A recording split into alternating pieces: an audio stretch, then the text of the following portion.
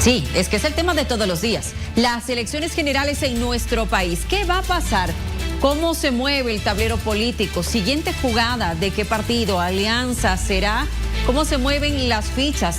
Por ahí, algunas voces indican que en las próximas horas habrán algunos movimientos y muy interesantes. Hay quienes están renunciando a las candidaturas. Los partidos políticos y alianzas van buscando las sustituciones y hay plazos que cumplir en el Tribunal Supremo Electoral. Lo analizamos todo esta noche aquí en vivo. Con información y música, arrancamos de esta manera aquí en vivo. Hola, Miriam. Nos hemos puesto de acuerdo, ¿te has dado cuenta? Están de azul. Con el uniforme azul era el día de hoy. No me han avisado. No sé qué ha pasado. No estoy en el grupo de WhatsApp. Sabías. Bueno, ¿qué vamos a hacer? A ver, ¿alguien sabe de lo que está pasando en el ámbito político? Lo que está sucediendo, sí, miren, lo que no sabemos es lo que va a pasar porque parece que habrán diferentes movimientos. Eso han anunciado. Bueno, algo que se ha anunciado hoy, ya reconfirmado porque se había anticipado hace semanas, es la renuncia ya oficial del presidente como senador, primer senador. Correcto, renuncia como senador en La Paz. Desde el Movimiento al Socialismo ha manifestado que está generándose una especie de movimientos de listas para poder ganar más adeptos. Exacto. A ver, de lo que estamos viendo, ¿qué quedaría? De un pendiente, ¿verdad? NGP todavía pendiente, sí. Aún tiene 4 días más hábiles para poder presentar la documentación ante el Tribunal Supremo Electoral. A ver, cambios en ADN, pero hemos conocido ayer a su vicepresidente, ¿sí? ¿No?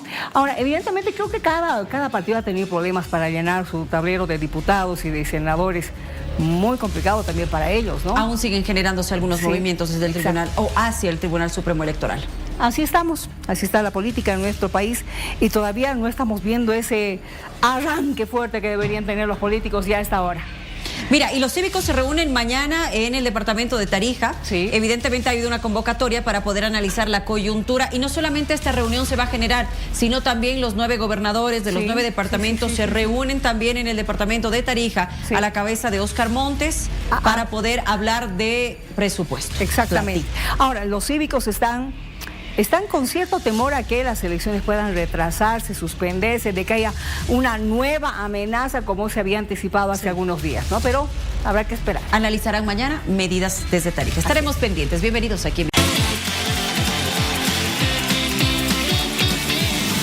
Hoy Bolivia habla de... Exactamente, ¿de qué está hablando el boliviano? Atención, hoy Bolivia habla de que Arce, el presidente, ha declinado su postulación, no va a ser candidato a primer senador por La Paz. Ya lo habían anticipado hace algunas semanas y hoy sí se ha confirmado. Correcto. Totalmente, porque queda hasta mañana, ¿no? Esto de las postulaciones y sustituciones. Correcto, algunas horas todavía quedan. Hoy Bolivia habla de... medidas anti-sarampión en Santa Cruz, retorno a clases solo con carnet de vacunas. Será parte de los requisitos para que los chicos puedan volver a clases, al margen de utilizar barbijos. ¿Cierto? Ojalá los papás vayan y cumplan realmente con eso, que es una obligación para que sus niños estén sanitos. Porque hoy hemos conocido un caso de una persona joven de 23 años que ha contraído sarampión teniendo las 2 dosis. Ojo.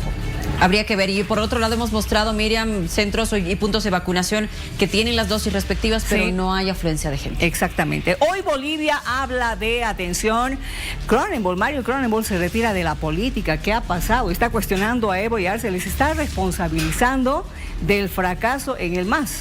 Mira, Miriam, y además Mario iniciaba con mucha fuerza, ¿cierto? Como jefe de campaña, apoyando en esta ocasión a Andrónico Rodríguez y ahora, bueno, toma esta determinación. Analizaremos el tema. Yo creo que se ha decepcionado. ¿Qué dices tú? Podría ser. Él dará los motivos más adelante. Hoy Bolivia habla de... Del Castillo genera polémica, sí, con esta propuesta, ¿verdad? Propone legalizar los autos chutos. Ha habido diferentes repercusiones, algunas a favor y otras en contra y con muchas críticas. Exactamente. Hoy Bolivia habla de, señores, otra vez, la Cámara de Diputados, nuevo bochorno, a ver, con agua incluida, con paraguas de por medio para proteger al ministro de Hidrocarburos y también a golpes por los contratos de litio. Ministro que terminó, sí, con parte de su traje, de su terno mojado, por el agua que se le lanzó. Hoy Bolivia habla de...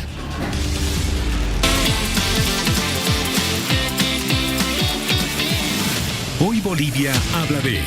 Tengo una pregunta en redes sociales y atención con la misma para que me ayude con su votación y su comentario. ¿Usted hará vacunar a sus hijos contra el sarampión? Sí, no. ¿Qué dice la gente hasta ahora? Quienes ya han participado en redes, atención. Sí, dice un 90%, qué bueno, aplíquelo por favor. Y 10% dice, la verdad, no los haré vacunar. Ahí estamos pendientes de lo que sucede con la confirmación de más casos a nivel nacional. Hablamos ahora de elecciones, de política y de candidatos.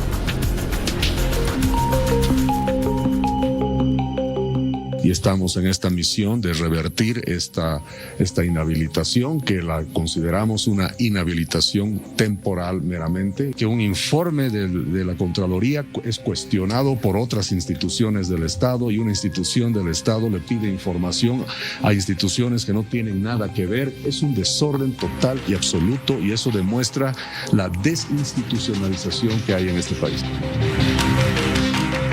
El mejor candidato que tiene estas elecciones 25-30 es Andrónico Rodríguez. Estamos convencidos de llegar a la victoria porque nuestro país necesita definitivamente sangre nueva y, por supuesto, ideas y propuestas que puedan llevar de cambios coyunturales a cambios estructurales, ¿no? Estoy muy seguro que toda la población que apoyaba a Evo, ahora en términos de voto, va a estar con Andrónico Rodríguez. A darle alguna sorpresa a toda la población boliviana de que el hermano Evo va a estar habilitado. También se hará conocer de manera oficial la lista de todos los candidatos a presidente, vicepresidente, como también a senadores y a diputados.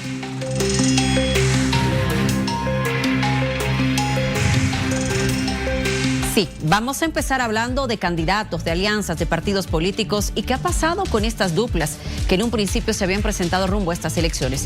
De manera específica, hablamos de ADN y voy a mostrarles la siguiente imagen. ¿Cómo empezaba la dupla ADN, la dupla inicial?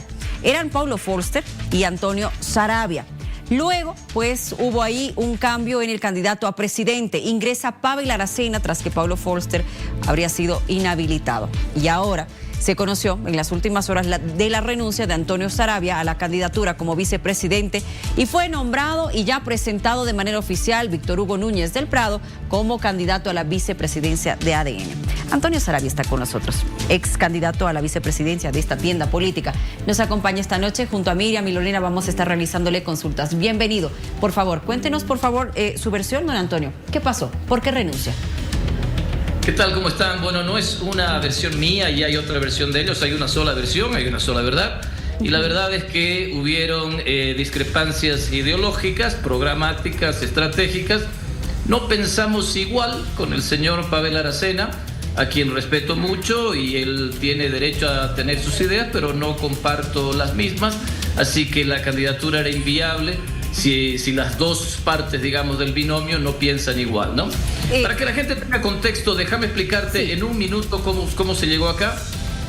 Originalmente, como ustedes dijeron, a mí me invitaron a ser candidato a vicepresidente por ADN e invitaron también a Paulo Forster a que sea candidato a presidente. Nosotros suscribimos un acuerdo, los tres, Paulo Forster, yo como el Partido Liberal y ADN, y en ese acuerdo se decía que el proyecto político era netamente liberal, abrazamos el libre mercado, achicamiento del Estado, respeto a la propiedad privada, y que nosotros, el Partido Liberal Boliviano, iba a llevar la línea ideológica. Tanto fue así que nosotros escribimos el programa de gobierno que fue presentado al Tribunal Supremo Electoral. Bueno, después la historia es conocida, Paulo Forster fue inhabilitado, invitaron a Pavel Aracena y cuando nos sentamos con Pavel Aracena a tratar de ver si había coincidencia ideológica, nos descubrimos que no y entonces preferimos dar un paso al costado.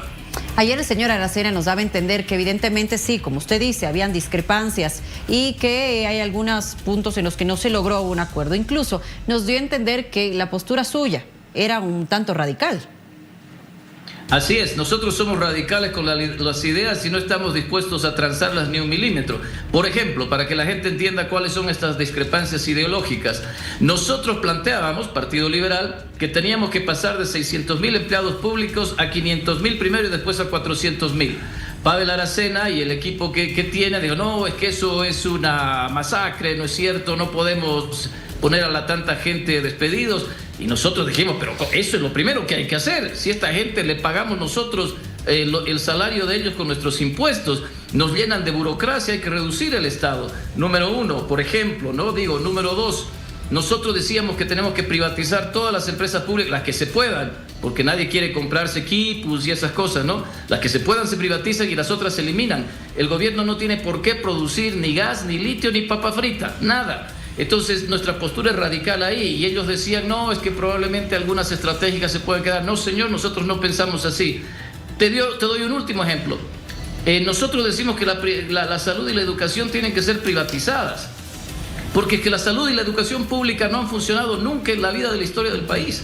Entonces es una esquizofrenia pensar que un político puede hacer funcionar la salud y la educación públicas en Bolivia. Privatización y uso de vouchers. Y ellos pensaban que eso iba a ahuyentar a los votantes. Entonces nosotros dijimos, mira, a nosotros no nos interesa ganar votos, no nos interesa llegar al poder diciendo lo que la gente quiere oír.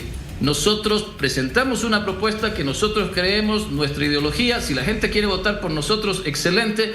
Si no quiere votar, pues vote por otras alternativas. Nosotros no estamos por capturar el voto, ¿no? Entonces ahí se dieron las discrepancias y renunciamos. Permítame, por favor, quiero hacerle escuchar lo que justamente el señor Pavel Aracena nos decía anoche, aquí en vivo, estuvo con nosotros y hacía referencia a lo siguiente.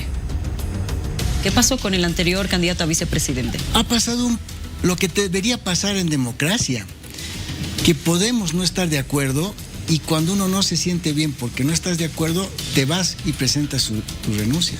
Entonces, para nosotros ha sido un proceso democrático que ha llevado a que él decida irse, porque hemos tenido diferencias no solo ideológicas, sino también de planteamientos estratégicos en función a los objetivos que marcan nuestra propuesta de cara a generar riqueza y salir de la crisis. ¿Cómo qué diferencias? Si me puede mencionar una o dos. Básicamente, diferencias en cómo encarar la estrategia en función de gobierno. O sea, el país no acepta más radicalismos, ni de izquierda ni de derecha. No podemos llegar al gobierno el 8 de noviembre y el 9 de noviembre despedir a 200,000 trabajadores. O sea, su postura era radical. Sí, o sea, ideológicamente, o sea, yo no puedo hablar mal de él porque a mí me parece que es uno de los mejores economistas que tiene este país. Entonces, él tiene una posición ideológica que la ha defendido, pero iba en contrarruta de lo que nosotros hemos propuesto al país. Por eso usted ha dicho, nosotros no somos parte de los extremos. Nosotros sí promulgamos orden, paz y trabajo. Exactamente, nuestros 3 pilares son orden, paz y trabajo.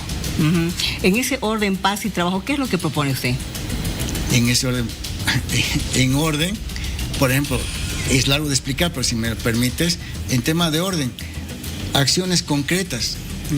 Primero, llamar a un referéndum nacional para determinar cosas importantes. La más importante, autorizar a las Fuerzas Armadas a intervenir en los bloqueos, porque ahora los bloqueos sí se han vuelto un daño a los derechos humanos de todos los bolivianos. 5% de la inflación en este mes, en junio, por los bloqueos.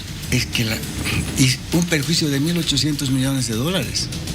Entonces, todos los candidatos dicen voy a hacer esto. No, la única solución es un referéndum nacional que le dé seguridad jurídica para el accionar de los militares en defensa de todo el pueblo. Por eso estamos diciéndole al pueblo, todos los bolivianos decidamos autorizar a las Fuerzas Armadas a intervenir en los bloqueos y también autorizar a las Fuerzas Armadas a intervenir en los avasallamientos.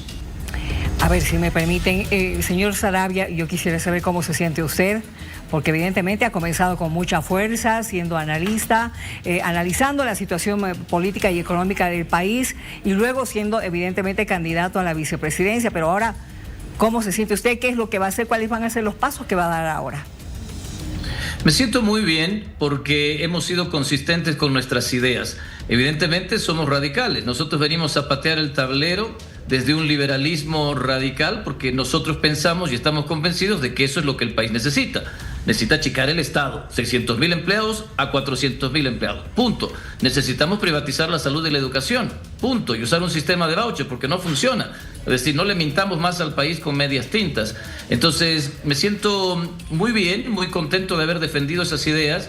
Yo creo que el Partido Liberal Boliviano ha iniciado su historia política en el país siendo consecuentes con esos principios. A veces no se llega al punto final que uno quería llegar, pero es importante mantener esos principios ideológicos.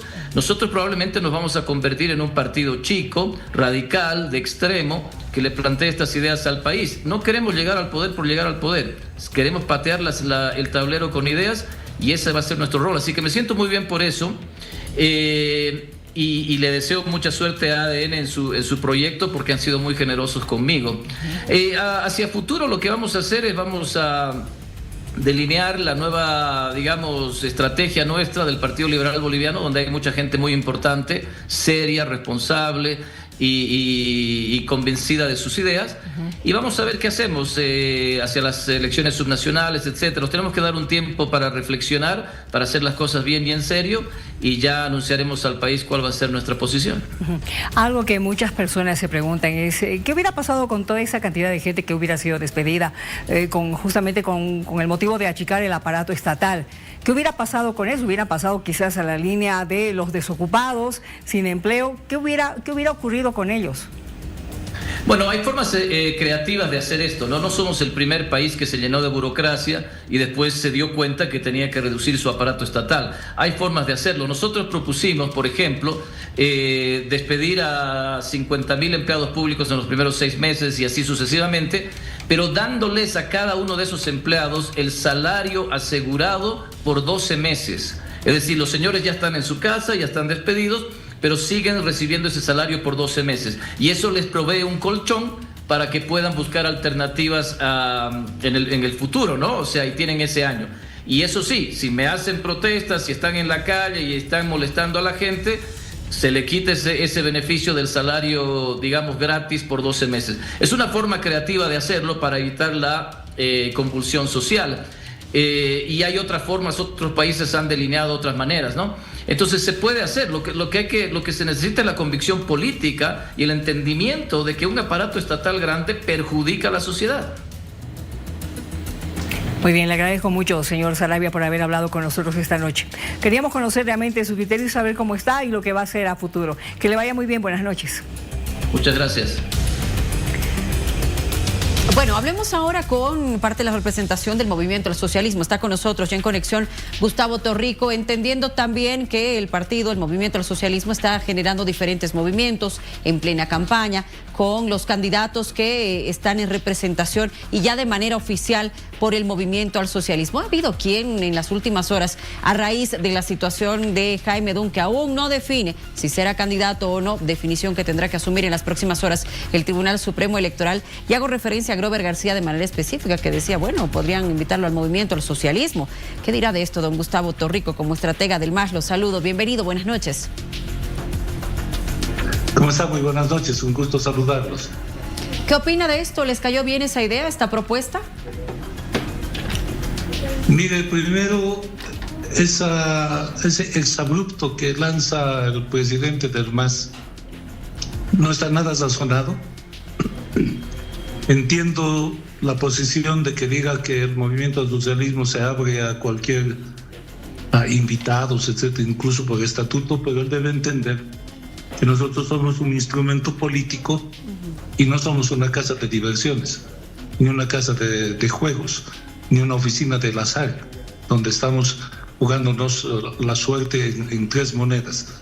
Aquí hay ideología, hay compromiso filosófico, hay filosofía, hay toda una lucha del pueblo, hay toda una historia que se arrastra desde muchísimos años atrás y que se ha venido consolidando y que se ha consolidado ya como un instrumento político con nombre en las reglas electorales, por ejemplo, desde el año 2001, en la primera vez que se participa como movimiento al socialismo IPCP. Nosotros íbamos a ir como IPCP, pero las reglas del juego en ese momento no permitían un instrumento, sino más bien solamente un partido. Entonces obtuvimos la sigla del MAS, todos saben la historia de esto, de las siglas del MAS, y entonces hay toda una historia a partir de ahí de construcción, de recuperación de la patria, de la riqueza, de nuestros recursos naturales, de una corrección de lo que fue la dictadura económica a partir del neoliberalismo y el 21060. Por lo tanto, el venirnos a decir que el señor Grover, el venirnos a decir, pues, como presidente del MAS, que lo invita a don Jaime Dunn, yo le pregunto ¿para qué? ¿Por qué no ordena su cerebro primero? ¿Qué quiere hacer el neoliberalismo 3.3, 3.0? ¿O quiere ser el martillero en la subasta de nuestro Estado?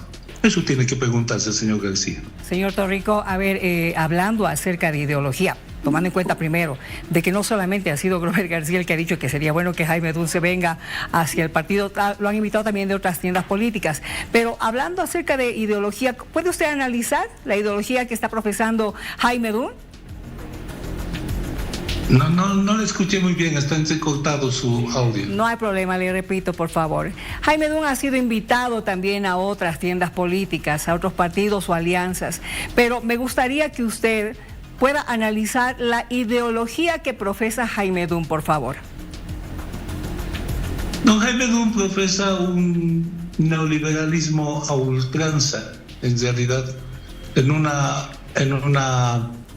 una cúspide de lo que vendría a ser el neoliberalismo y esta, como se llaman últimamente a partir de Milei y algunos otros más que vienen desde una corriente de Trump, como una especie de los libertarios, según ellos, ¿no?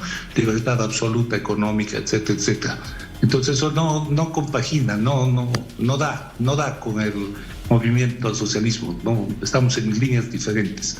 Entonces, ahí hacer este tipo de invitaciones como si el instrumento político le perteneciera al presidente que está en ejercicio hoy del movimiento al socialismo, está fuera de foco. Don Gustavo, ¿y cómo analiza la situación del movimiento al socialismo en estos momentos, la campaña que se está desarrollando? Y le menciono de manera específica esto que ha generado un tanto de repercusiones, algunas a favor, otras en contra, evidentemente, sobre esta propuesta de legalizar los autos chutos que lanza el candidato a presidente del movimiento al socialismo. Mira, las propuestas son del candidato, obviamente, él tiene un equipo político. No podríamos estar en este momento, yo lo acabo de ver en un noticiero también, viendo la propuesta. Habría que ver la propuesta, pero hay una dirección política que debe estar viendo junto con él esto de las propuestas electorales, ¿no? Hay que tener sumo cuidado con muchas cosas de lo que va y algunas habría que tener exclusivamente pies de plomo para andar. Cuando yo he estado y a título personal se lo digo, cuando yo he estado de legislador en el país, he sido el primero en oponerme a una legalización de los autos chutos, porque le hace daño a la economía, porque no pagan ni siquiera impuestos, porque nos meten basura desde el exterior. Y en cuanto se habla de una legalización, ya debe haber ahorita otros 500,000 autos en la frontera esperando entrar. Entonces hay que tener ese tipo de cuidado, pero supongo que Eduardo ha debido medir esta situación, por eso está lanzando la propuesta. No la vi en el fondo, solo vi que es titular de un noticiero, ¿no?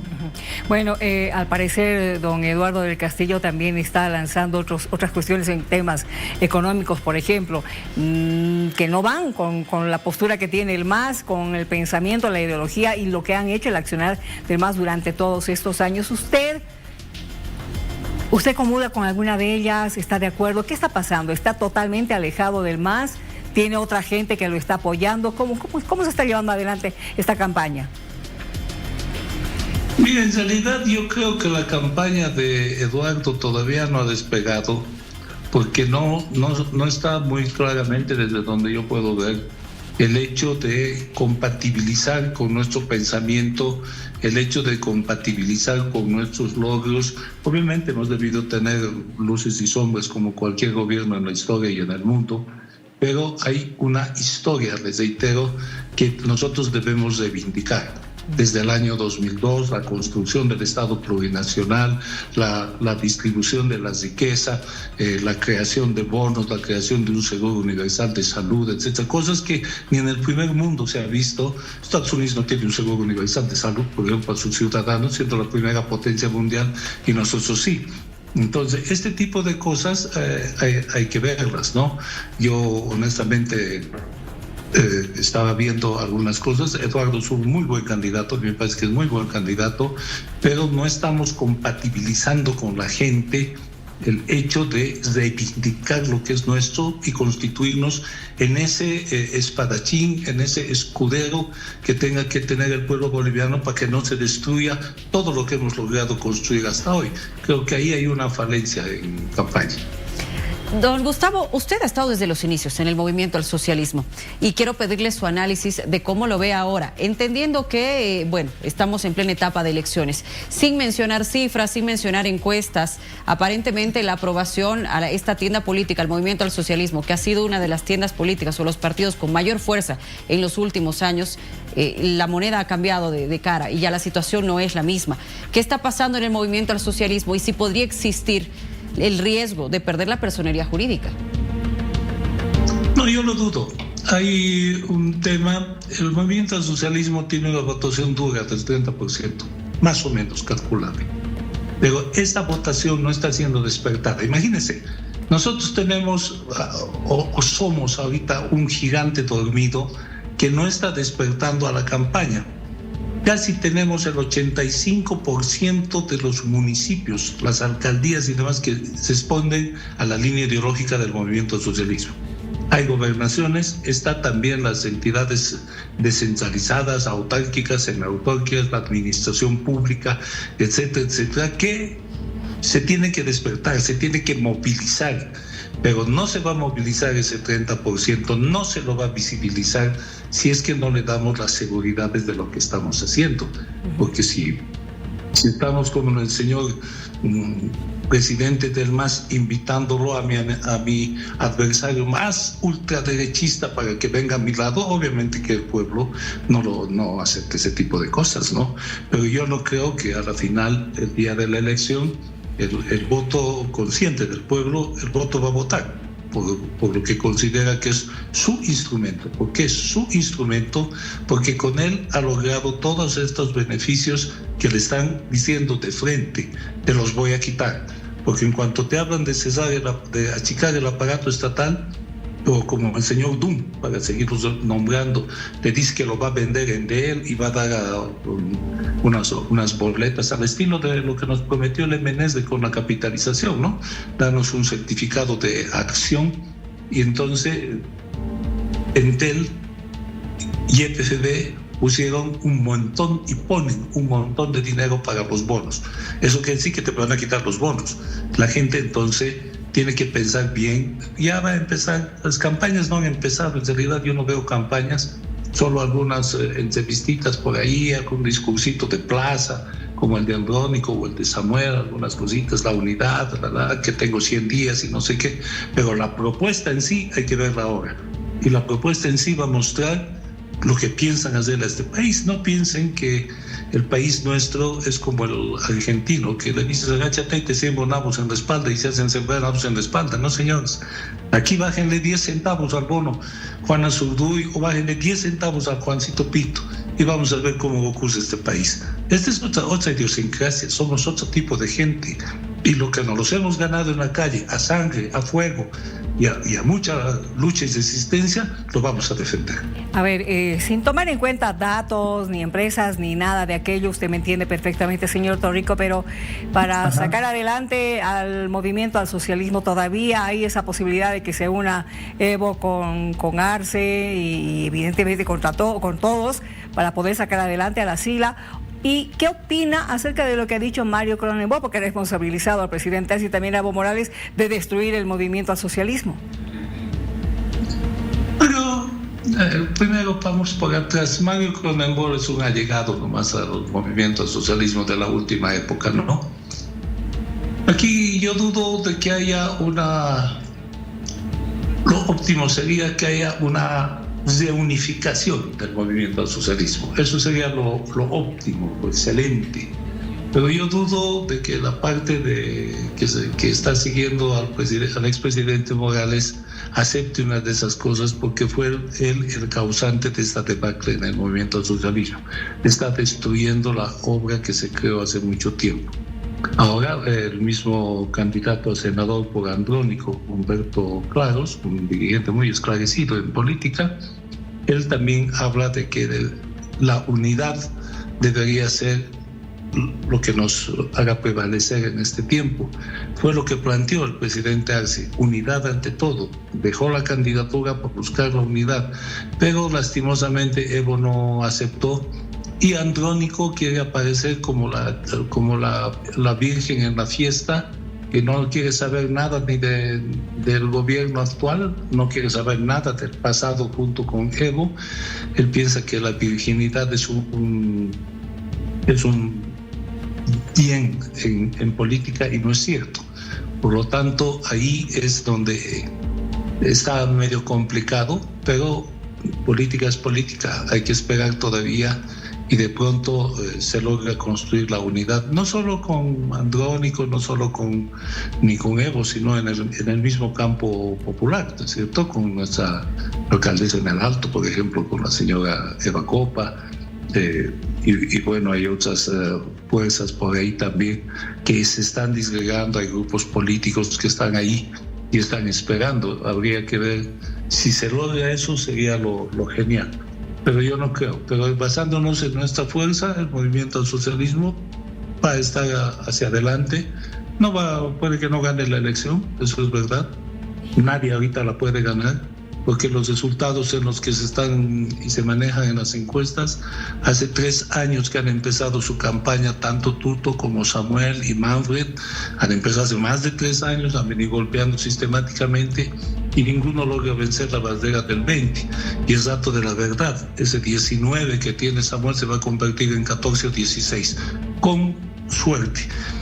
Tuto va a ir por ahí, por lo tanto estamos volviendo a unos 50 años de atraso, porque vamos a volver a las democracias pactadas, a la distribución y a la repartija de la torta del país.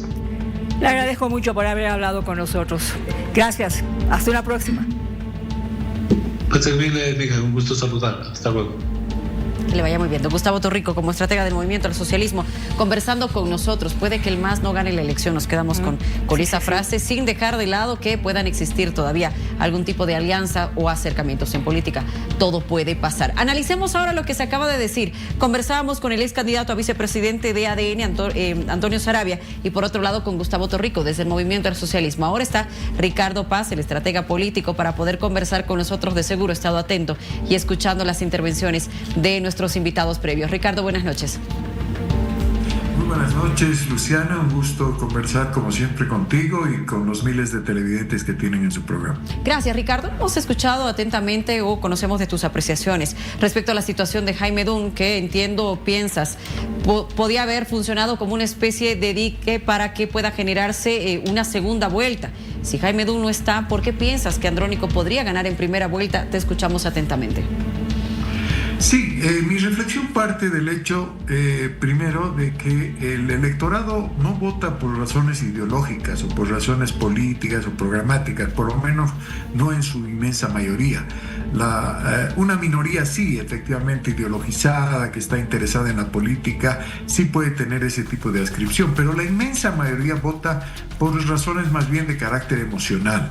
Entre ellas, en el caso que estamos viviendo, por el fin de ciclo en el que estamos, en fin, la gente está muy ansiosa de tener renovación, caras nuevas, ideas nuevas, prácticas políticas nuevas, en fin. Entonces, eso me lleva a pensar de que el impacto que tuvo Jaime Dun, eso dicen mis investigaciones, fue sobre todo porque era una especie de outsider, una especie de el nuevo, la novedad en esta elección, que hacía mucho contraste, mucha diferencia con candidatos que están hace 30, 40 años en la política boliviana y que son archiconocidos, ¿verdad? Tanto en lo bueno como en lo malo.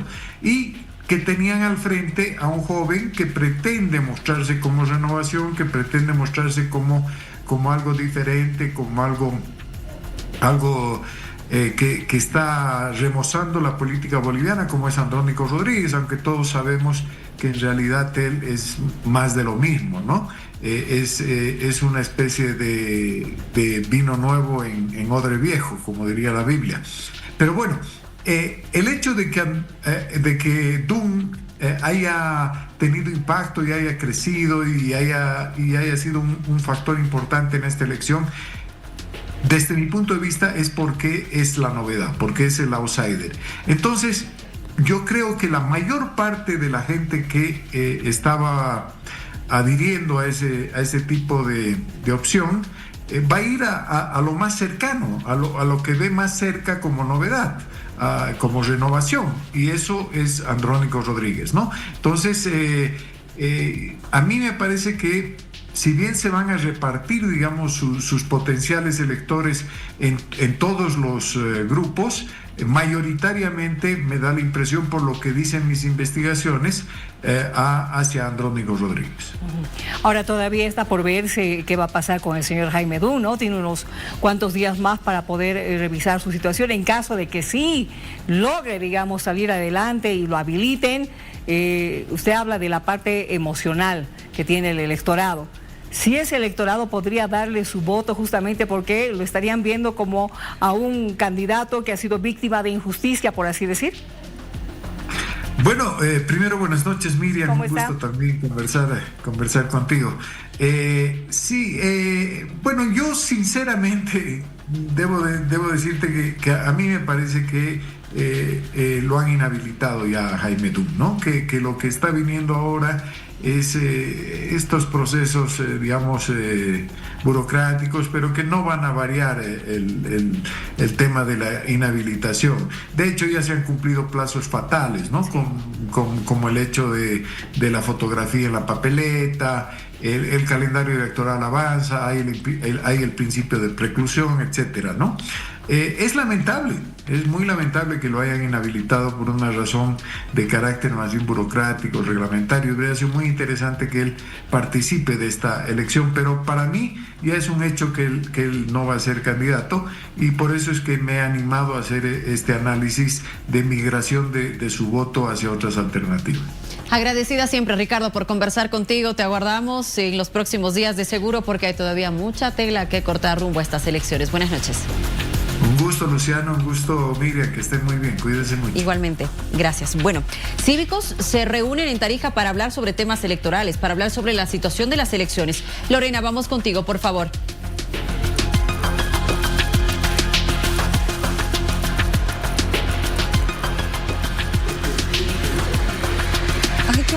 Momento de hablar advertencias incluso de algunos sectores, sobre todo de seguidores de Evo Morales, y también de la preocupación de otros. Por ejemplo, los comités cívicos se reúnen en Tarija este próximo viernes para poder debatir una serie de advertencias a nivel nacional en caso no se realicen las elecciones. Agustín Zambrana, vicepresidente del Comité Cívico de Santa Cruz, está con nosotros, a quien le damos la bienvenida. Agustín, gracias por acompañarnos esta noche. Lorena, saludos a vos, a todo el país, preocupadísimos, en alerta máxima, porque tenemos información, Lorena, que quieren suspender las elecciones, algunos entorpeciendo el calendario electoral. Y es así de que el Movimiento Cívico Nacional nos vamos a reunir en las próximas horas para blindar y sobre todo unificar las posiciones institucionales, cívicas y bases populares en tomar decisiones de fondo, Lorena. No vamos a permitir que se suspenda el calendario electoral. Las elecciones el 17 de agosto se hacen a partir de las 8 de la mañana. Aunque llegue la Tercera Guerra Mundial, ahí nos van a tener votando los bolivianos, porque el voto no se toca, la democracia se protege y sobre todo la Constitución es la que tiene que mandar ese día, Lorena. Agustín, hay advertencias y se la ha escuchado precisamente por parte de los seguidores de Evo Morales, pero ¿se tiene algún tipo de información extra por parte del Comité Cívico como para tener este temor de que efectivamente saldrán a las calles, bloquearán, boicotearán las elecciones? Lorena, nos los están diciendo día a día. Y esto es lo más lamentable, y aquí es donde quiero poner una llamada de atención a las autoridades, que es el fiscal general de la Nación, el ministro de Gobierno y también la autoridad electoral, el presidente del Tribunal Supremo Electoral. Nos están diciendo, Lorena, estos señores terroristas, amenazando y diciendo ya en hecho que van a suspender las elecciones ellos mismos en sus lugares, que no van a permitir que entren urnas, no van a permitir que se instalen los recintos ni las mesas electorales. Nos están diciendo, Lorena, que nos van a robar las elecciones, que nos van a robar la democracia, y se hacen lo del otro viernes mirando para una esquina.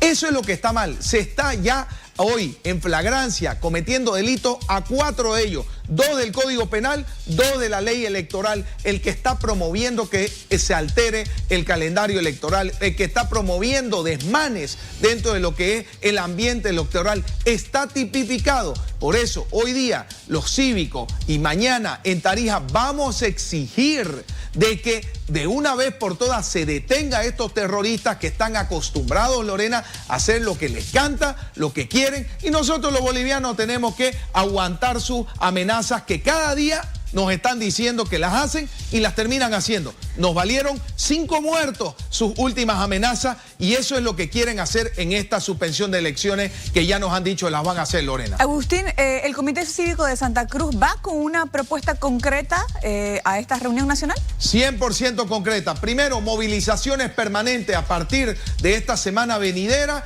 ya sean concentraciones, mitines, marchas, todo lo que compongan para estar en territorio, todas las instituciones, todas las bases sociales, todas las personalidades y dirigencias cívicas y con ello poder estar listo el momento que quieran convulsionar para defender la democracia y la patria. Segundo, vamos a irnos a un paro nacional en caso que hagan el anuncio que quieran suspender las elecciones. Y tercero, vamos a ir a ponernos de acuerdo cómo va a ser el foro conclusivo para poder unificar las fuerzas de la oposición democrática para fines de julio o principios de agosto con este foro que va a ser la conclusión de todos los foros que están corriendo en este momento, Lorena. Esperamos que esa agenda pueda ser la que se apruebe el día de mañana en Tarija.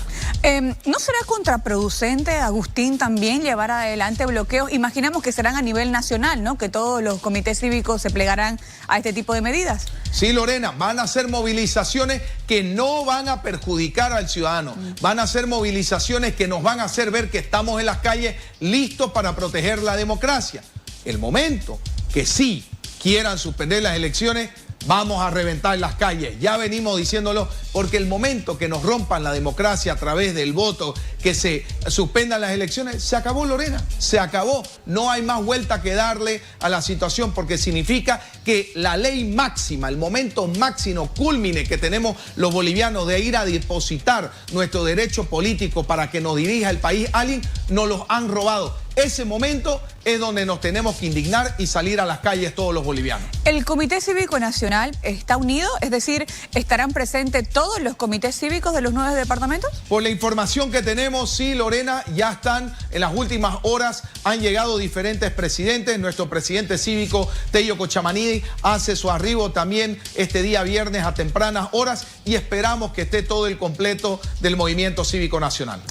¿Hay algún pedido al gobierno nacional? Porque recordemos que ha garantizado el Tribunal Supremo Electoral, lo ha garantizado también el gobierno de que habrán elecciones, pero en esta reunión también habrá un pedido particular para que se pueda garantizar en los comicios.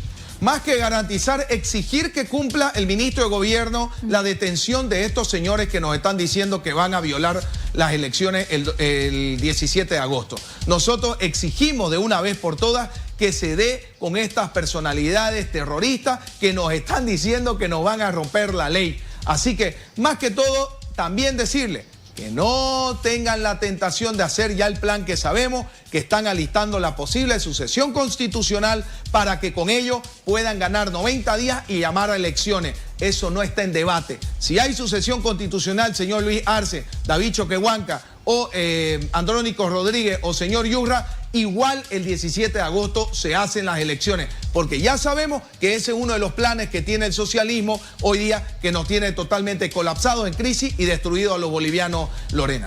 Bien, Agustín, queremos agradecerle por acompañarnos esta noche. También sabemos que en cuestión de minutos usted viaja a Tarija, ¿verdad? Sí, nos vamos a Tarija, saludos a todo el país. Esperamos mañana tener una jornada que podamos tomar estas decisiones en pro de la institucionalidad de todos nuestros sectores, de toda la dirigencia cívica, de todas las bases populares, por el bien de Bolivia, de la patria, ante esto que es el bicentenario que comienza nuestro 6 de agosto en estos próximos días, Lorena. Saludos a todo el país. Bien, gracias, Agustín, por acceder a esta entrevista. Hay reunión mañana entonces de los cívicos en Tarija, precisamente. Varios de ellos están llegando esta noche y el resto seguramente lo hará mañana en primeras horas.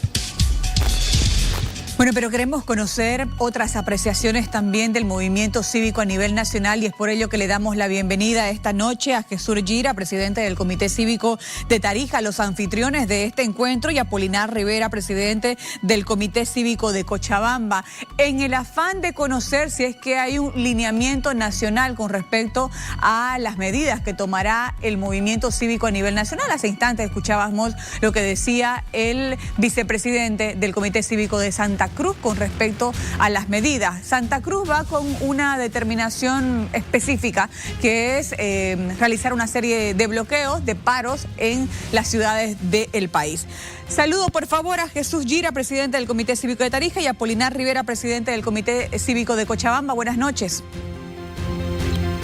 Muy buenas noches, Lorena, un cordial saludo de aquí desde el sur de la patria, desde Tarija, para todos los bolivianos y bolivianas. Mañana Tarija va a recibir la participación de todos los presidentes de los comités cívicos de nuestro país. Estoy aquí con el presidente del Comité Cívico de Cochabamba, a quien voy a ceder la palabra. Muchas gracias. Primero me presento, mi nombre es Calixto Vázquez, soy presidente del Comité Cívico de Cochabamba, casi un mes en ejercicio y bueno, estamos en este proceso de poder reunirnos el día de mañana. Hemos escuchado atentamente la intervención del vicepresidente del Comité Pro Santa Cruz y bueno, vamos compartiendo muchas de estas ideas y de estas decisiones que el día de mañana vamos a hacer conocer a toda Bolivia. Señor Vázquez, ¿hay una posición general, hay un lineamiento general por parte de los comités cívicos o cada comité llevará una propuesta? Hay acuerdos básicos para emitir la resolución. Obviamente que el tema de preservar la democracia, defender la democracia es un elemento básico que está presente. Exigir tanto al gobierno central como al Tribunal Supremo Electoral que garanticen las elecciones también, pero también tenemos el reproche, el rechazo hacia esos sectores que están queriendo o han anunciado no dejar que se realicen las elecciones, y no solamente son dirigentes, algunos dirigentes del tópico de Cochabamba, sino también de otros sectores. Pero la decisión unánime de los comités cívicos es rechazar todas estas intenciones de postergar, suspender las elecciones. Eso queda muy claro para todos quienes estamos defendiendo la democracia hoy día.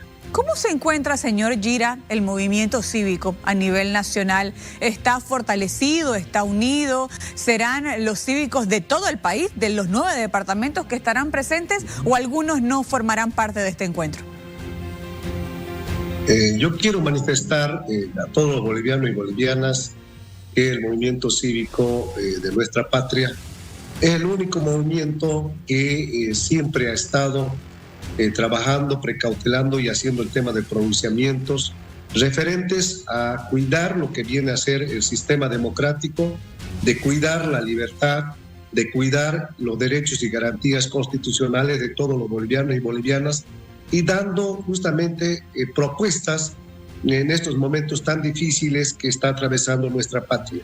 Es por esa razón de que los presidentes ya han confirmado su presencia para el día de mañana, y esto recién empieza, mi estimada Lorena. Aquí en Tarija vamos a fijar ya la postura y vamos a seguir trabajando porque falta todavía para que pueda llegar la fecha del 17 de agosto. Como indicaba el presidente de Cochabamba, hemos visto, hemos escuchado de que grupos sediciosos han comenzado a amenazar, a atemorizar a la sociedad boliviana, al indicar y a condicionar, a indicar de que si evidentemente no se habilita a el exmandatario Morales, no habría elecciones. Imagínense, quererse sobreponer por lo que establece la Constitución Política del Estado. El movimiento cívico se va a enmarcar en lo que dispone la Constitución Política del Estado y pide al gobierno, pide al Tribunal Electoral que garanticen la efectivización de este proceso electoral que está enmarcado a Constitución. Además hay un calendario electoral el cual tiene que cumplirse y que está fijado para el 17 de agosto del presente año. No vamos a permitir trampa. No queremos que se repita el fraude del 2019. Eso está claro. Como movimiento cívico vamos a activar todos los mecanismos que obviamente nos franquea la ley, conjuntamente también las protestas. Si el gobierno calla, las institucionalidades creadas y llamadas por Constitución callan, las calles van a tener que hablar. Bien, será importante entonces las determinaciones de mañana. Queremos agradecerle al presidente del Comité Cívico de Tarija, al presidente del Comité Cívico de Cochabamba. Estaremos expectantes a las resoluciones de este encuentro nacional. Que pasen buenas noches. Buenas noches. Muy buenas noches, un cordial saludo desde Tarija. Mañana estamos de fiesta, recordamos 450 años de la fundación de esta linda ciudad de Tarija. Un saludo cordial. Muy bien, muchas gracias.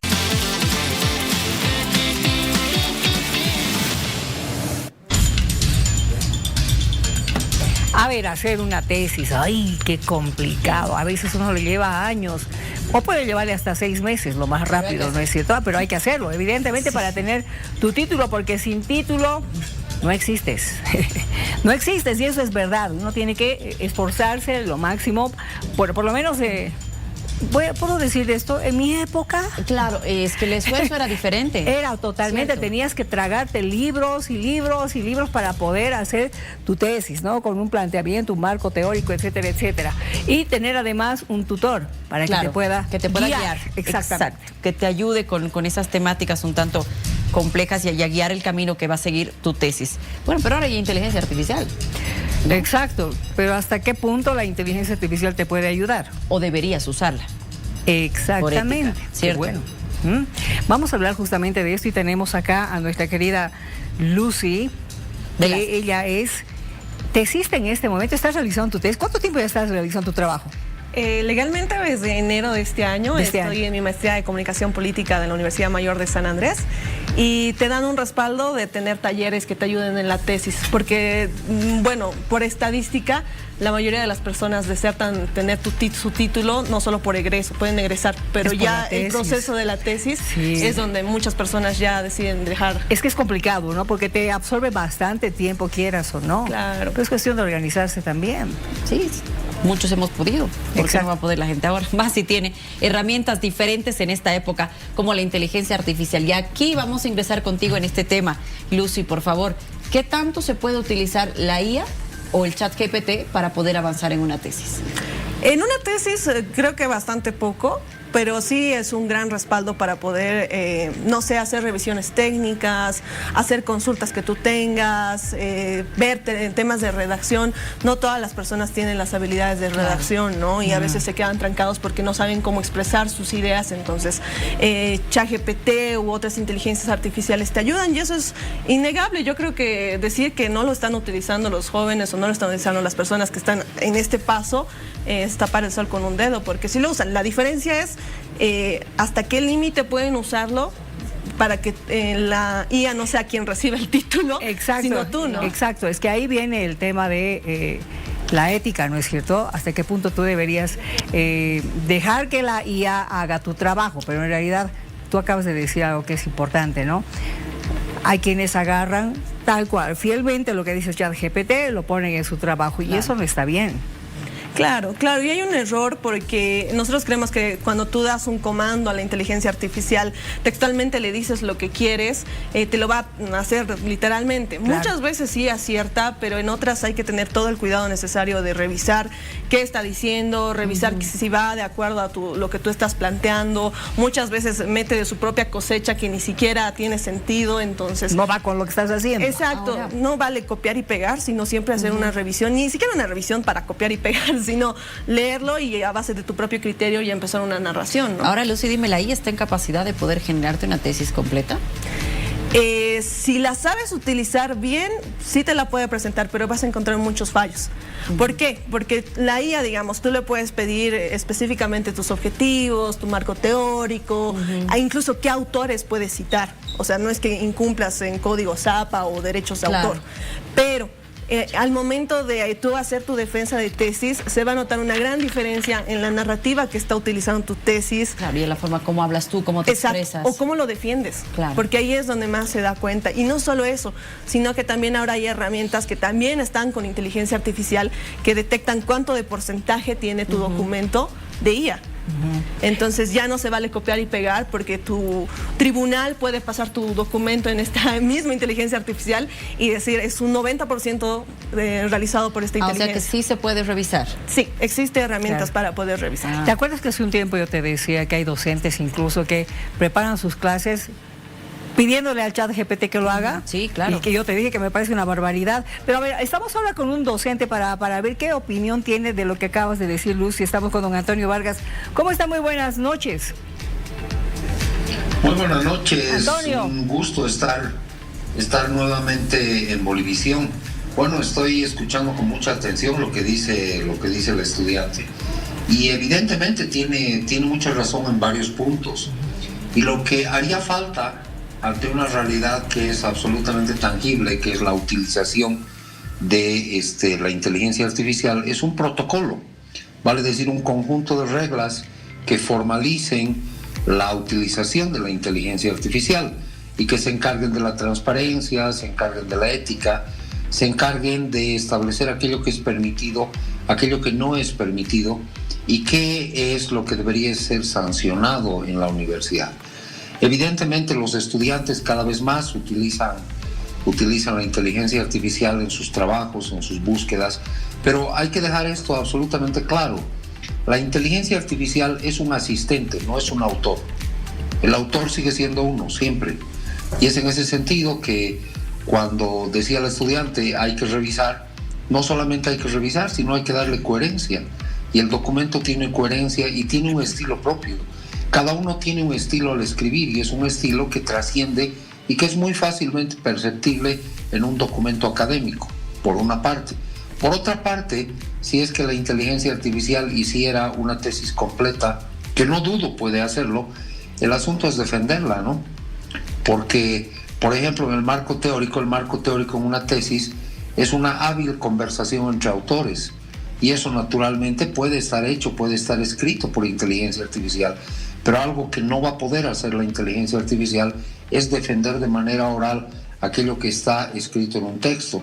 Por lo tanto, creo que no debiéramos ver esto con espanto, no debiéramos prohibir la utilización de la inteligencia artificial, sino más bien guiarla hacia un conocimiento más profundo y como le dije hace rato, la inteligencia artificial es un excelente asistente, mas no es el autor.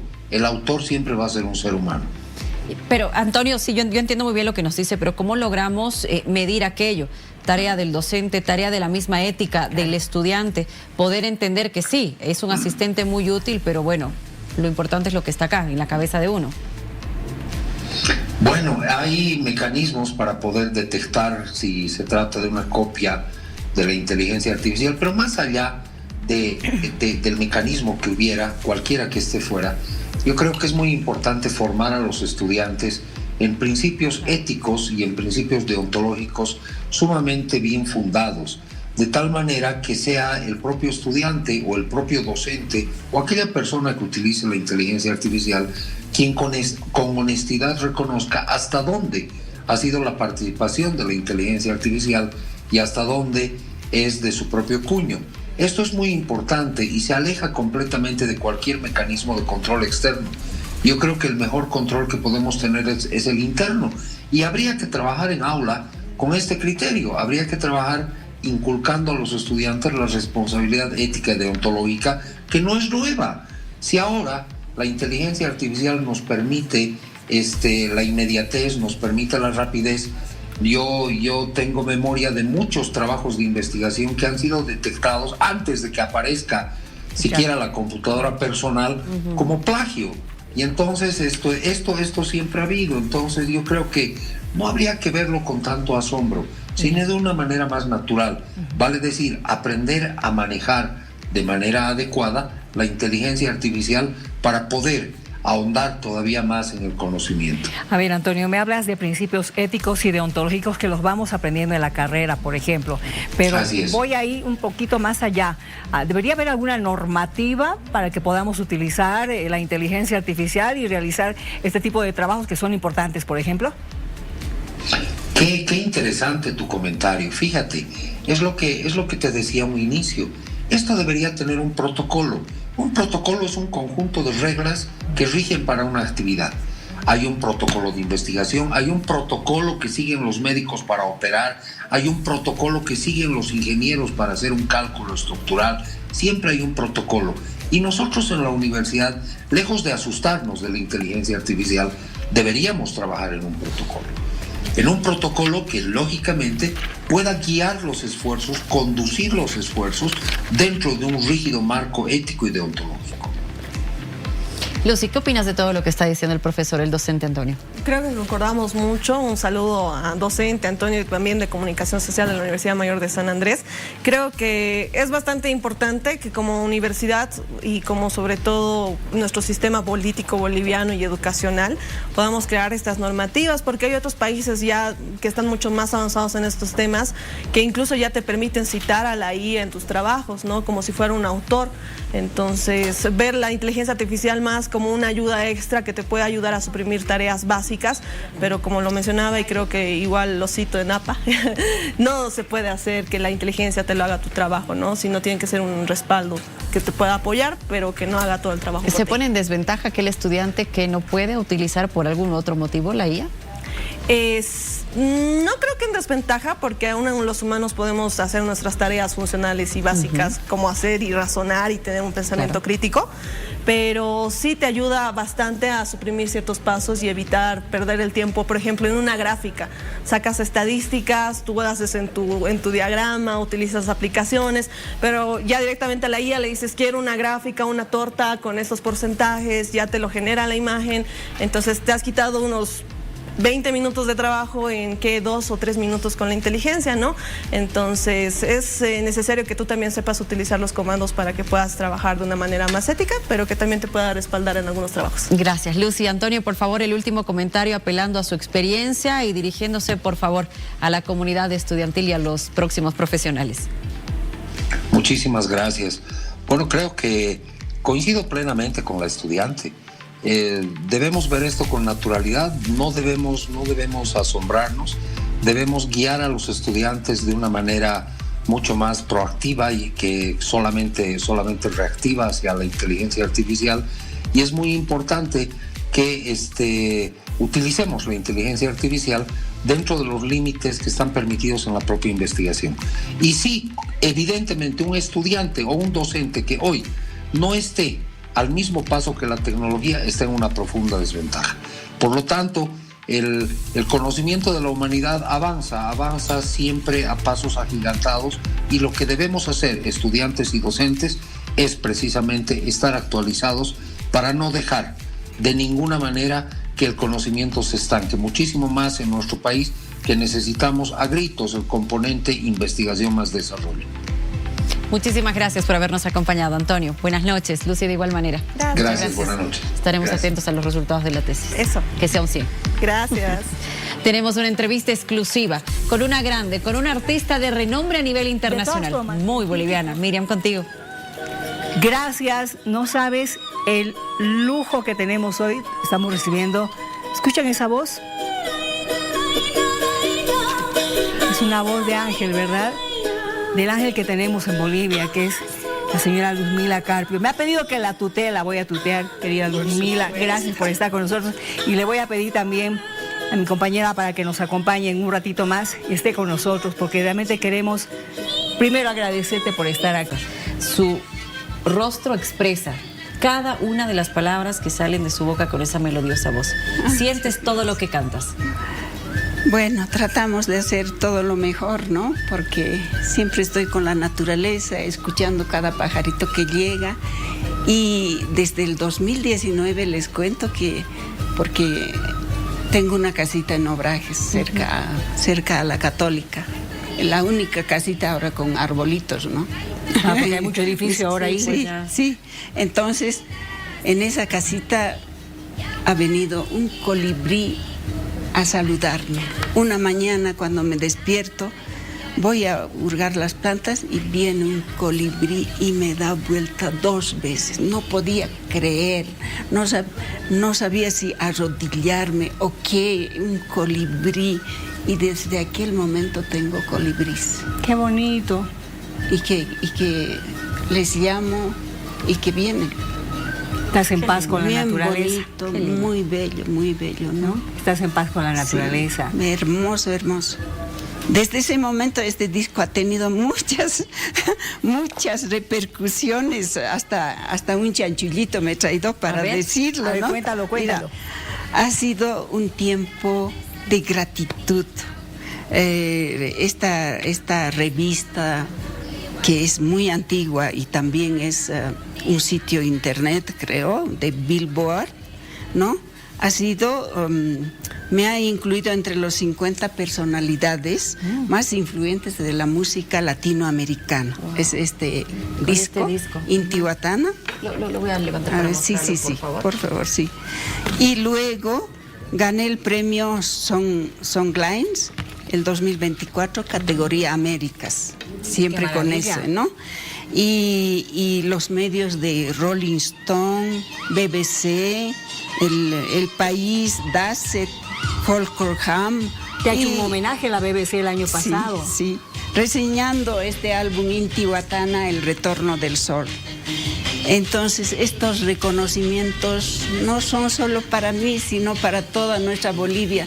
En todo lado he manejado nuestra bandera rojo, amarillo y verde, y pues haciendo conocer nuestras culturas milenarias, el sonido de nuestra lengua, quechua, aymara, y que ahora resuenan bastante en el mundo entero, ¿no? Vamos a tener la suerte de escucharte, ¿no? Así es. Este mes de julio. Así es, voy a estar en el campo ferial y quiero abrazarles pues a todos con mi melodía, ¿no? De este disco que llegan, los músicos son argentinos, el arreglista de las melodías, yo sigo cantando en quechua, el que ha hecho arreglos es Leo Martinelli de Tremor, de Argentina. Bueno, va a ser un show espectacular. Sí, además este otro disco es de los DJs que han sacado los temas que había hecho en UNICEF. Son mensajes y han sacado varios DJs de Latinoamérica, ¿no? ¡Qué lindo! Y que en todo lado estaba. Es decir, yo siempre digo, me han hecho moderna. Me han hecho moderna. No, pero es que tu música... Ahora esto es con electrónica. Claro, exacto. Tu música... ¡Ay! Antes de terminar. Porque realmente cuando tú ves Luzmila Carpio dice en género electrónico y no sé qué. ¿Cuál es el género que tú estás cantando para que la gente sepa de una vez con nombre y apellido? La raíz siempre está, nuestra lengua siempre está, yo me siento raíz. Entonces, en este disco Intihuatana, que ha tenido tantos periódicos han escrito sobre este disco internacionalmente, los arreglos son electrónicos. Sí. Electrónicos. Pero tu música es folclórica. Claro. ¿Es folclórica? No, todas son mis composiciones. No, todas son mis folclórica, para que lo pongan bien, porque buscas y dicen música tradicional, música electrónica. No, pues es música folclórica y muy de tierra adentro, que es lo que más me encanta. Así es. Gracias por haber venido. Qué lindo placer. Yo estoy muy contenta y también quiero anunciarles que voy a estar en Cochabamba, pues este canal va a todo lado, ¿no? Entonces hay toda Bolivia. Así es. Entonces voy a estar en Cochabamba también en el Teatro Achá. Y luego es la primera vez que voy a cantar en Santa Cruz. Imagínense a mi tercera semana es de la primera este mes vez de julio. Sí, es la primera vez que alguien está organizando para Santa Cruz, porque siempre buscamos que alguien organice, ¿no? Sí. Entonces, qué bien. Voy a estar en el Chuquiagomarca a las 8 de la noche el día 18, el 19 en Cochabamba. No, 20. El 20 Cochabamba. 20 Cochabamba y 22 Santa Cruz. Cada 2 días estará en Qué bien. Así Claro. es, porque los viajes y todo eso. Siempre cansa. Entonces, yo les invito con mucho cariño, con el corazón, para que vengan a verme, porque para que digan también, para que me califiquen, ¿no? No, que nadie te tiene que calificar. Tú eres lo máximo para nosotros. Muchas gracias, Gracias por haber venido. Y Luzmila, con esta cancioncita quiero despedirme, pues también, ¿no? a ver, Porque vas a cantar porque me acaba de decir No, el no, productor, no le van a obligar a cantar. Ah, pero sí, adelante. Sí, yo me he pequeñito, traído micrófono. pequeñito nomás. Lo pues. que tú gustes, para nosotros es un honor. Mira, las madres siempre han cantado canciones tan bonitas para cuando ya está en la gestación. Hemos cantado canciones que yo también lo he hecho a mi hijo, otra cancioncita de pequeñas melodías, ¿no?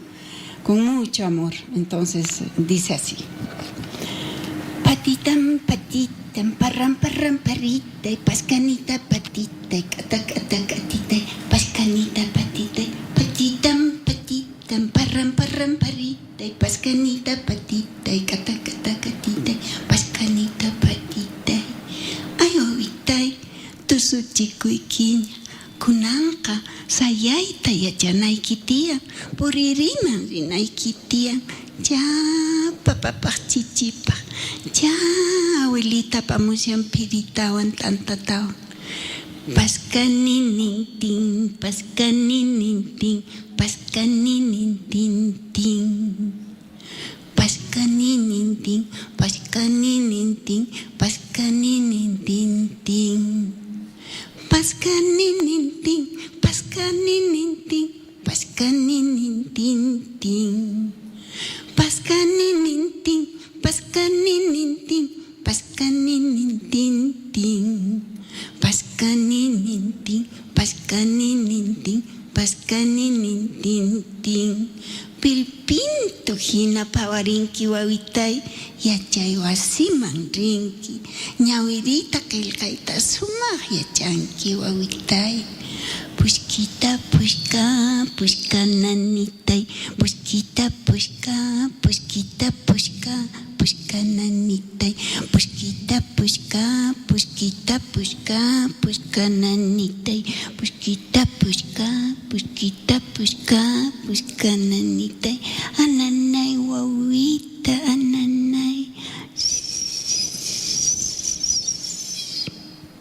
Qué bonito, señores. Precioso. Si ustedes no consideran que esta es una bendición y un regalo, se están equivocando en todo, porque Luzmila Carpio hoy nos ha dado un regalo tremendo. Gracias por haber venido. Gracias, gracias, Luzmila. Pura dulzura.